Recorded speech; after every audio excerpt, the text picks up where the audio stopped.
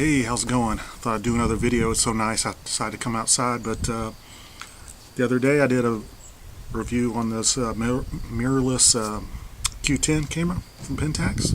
It got me thinking about mirrorless and Pentax overall. If you don't know, they actually had another mirrorless camera, which was the K01, not the K1, but K01. And it was like kind of artsy-fartsy looking camera. It had colors, and it was real boxy looking.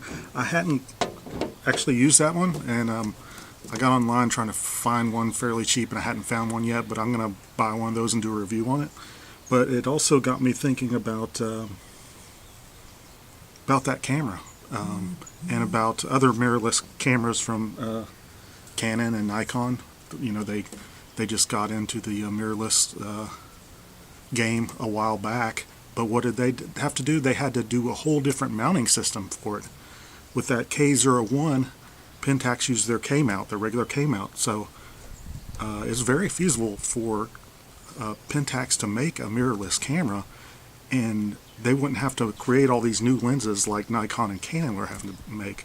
So even though they're far behind in the mirrorless world, they could very easily, release a camera and get in the game as far as that's concerned. So you'd have all these tons of lenses already available for that mirrorless camera. And it also got me thinking. I did order another camera. I've got it in a big lot of cameras, and I'll be doing a review on it soon as well when I get it. Well, if it works. The Pentax 100D. It's a 6 megapixel camera, but it is a crop sensor. But instead of being a CMOS sensor like everything is nowadays, it is it is a CCD sensor, which is different than the CMOS sensor.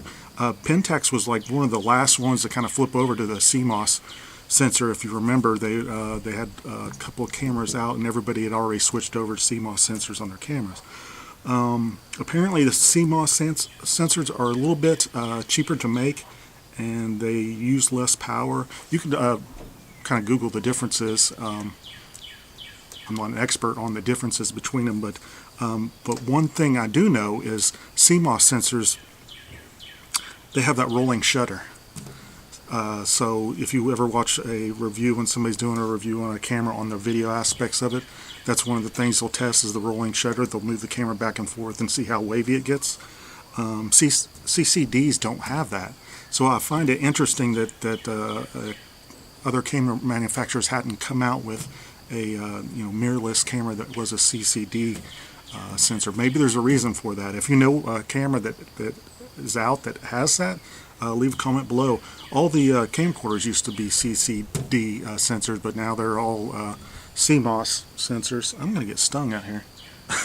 But I think that would be interesting. I think that would intrigue some people because there's a lot of big fans of the CCD sensors. So I think if Pentax released one mirrorless camera made a CCD sensor, I think it would be. I think it would have a little cult following.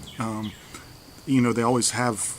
Even though they're not known for their video, they've always put the features in that other brands don't, like just some headphone jack and stuff like that. They try to put a little bit of thought into their video, even though